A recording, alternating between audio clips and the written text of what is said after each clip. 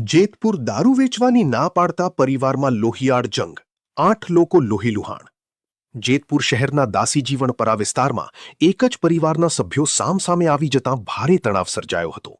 કાકા બાપાના ભાઈઓ વચ્ચે થયેલી આ અથડામણમાં લાકડાના ધોકા અને લોખંડના પાઇપ જેવા હથિયારો ઉડ્યા હતા, જેમાં કુલ 8 વ્યક્તિઓ ગંભીર રીતે ઈજાગ્રસ્ત થયા છે. મળતી માહિતી મુજબ આ હિંસક અથડામણ પાછળનું કારણ દારૂનું વેચાણ હોવાનું સામે આવ્યું છે. દાસી જીવણપરામાં દારૂ વેચાતો હોવાથી ફરિયાદીના કાકાના દીકરાએ આ પ્રવૃત્તિ બંધ કરાવવા માટે પોલીસમાં અરજી કરી હતી. આ વાતની અદાવત રાખીને પરિવારના જ અન્ય સભ્યો ઉશ્કેરાઈ ગયા હતા. સામાન્ય બોલાચાલીએ જોતજોતામાં ઉગ્ર સ્વરૂપ ધારણ કર્યું હતું અને બંને પક્ષો હથિયારો સાથે એકબીજા પર તૂટી પડ્યા હતા. આ હુમલામાં બંને પક્ષના થઈને કુલ 8 લોકો ઘાયલ થયા છે.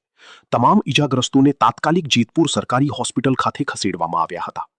8 પૈકી 4 વ્યક્તિઓની હાલત અત્યંત ગંભીર જણાતા તેઓને વધુ સારવાર માટે જૂનાગઢ રેફર કરવામાં આવ્યા છે.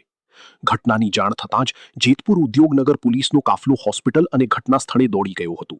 પોલીસે ઈજાગ્રસ્તોના નિવેદન લેવાની તજવીજ હાથ ધરી છે અને ગુનો નોંધી આગળની તપાસ શરૂ કરી છે.